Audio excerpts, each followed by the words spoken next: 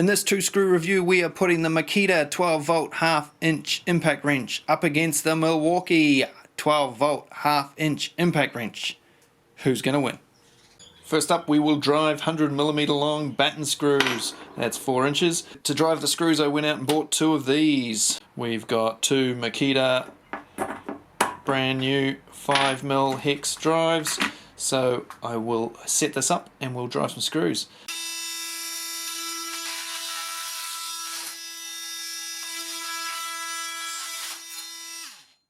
Both drivers are on their highest standard setting and both of them have a freshly charged 2 amp hour battery. Let's do this. 3, 2, 1.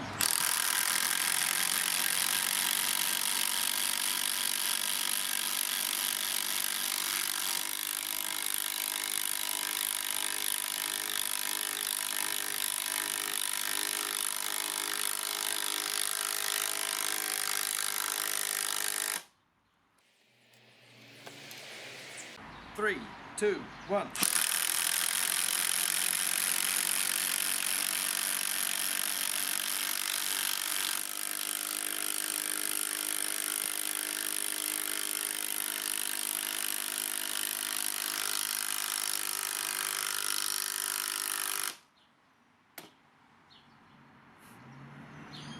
Who do you think won? Now that outcome wouldn't have been a surprise to many of you, but you can see why if you turn these tools on their end, just why the Milwaukee is so much better. Look at the size difference. This thing's almost twice as wide as this one. Makita looked to have tried to make a tool as narrow as possible for getting into tight spaces, whereas the Milwaukee look like they've gone for the shortest model they possibly can with the biggest hit. This Milwaukee is basically an 18V tool that is somehow powered by 12V. It is a beast of a little impact wrench. I can't imagine there's any 12V platform out there that can beat, well, pretty much any of the Milwaukee stuff for power, but certainly this impact wrench is just miles above for power and speed over other 12V impact wrenches and even some 18V ones. Right, it's full on power test time now. I'm going to do these one at a time and I'll put them on the screen together. We're going to use this 19mm socket and I'm going to drive these 316 stainless 12mm 300mm long coach screws. Or if you're in different parts of the world, this could be called A4 stainless or 1810 stainless, and it could also be 1/2 inch by 1 foot. Pick which one you want to use and let's do it. We know which one's going to win, right? And I'm going to screw those into a slab of poplar here, and I've drilled some holes that are 8mm in diameter and 90mm deep, or 3.5 inches roughly, just to give them a bit of a head start. And this is just a power test to see who can drive the screw in the furthest. I don't expect either of them to be able to drive this all the way, but if one of them can, well, I wonder which one it will be.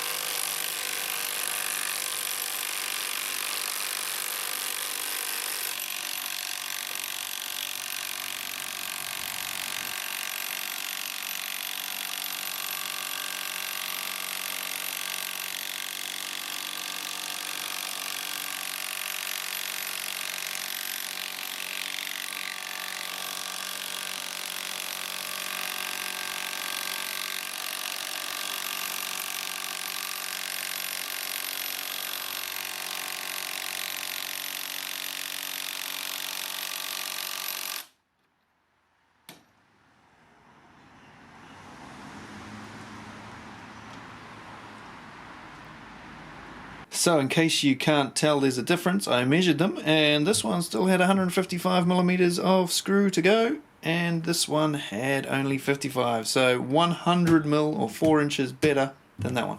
Anyway, that's another 2-screw review done and dusted. If you want to see more like this, I've got a playlist down there and up there. I've done quite a few of these now, and I'll continue to do them. So if there's any more you want to see, any brands of drill, impact driver, impact wrench, that sort of thing, up against each other, just doing a couple of quick simple power tests, then let me know down in the comments, and all the other ones will be up there and down there and what have you.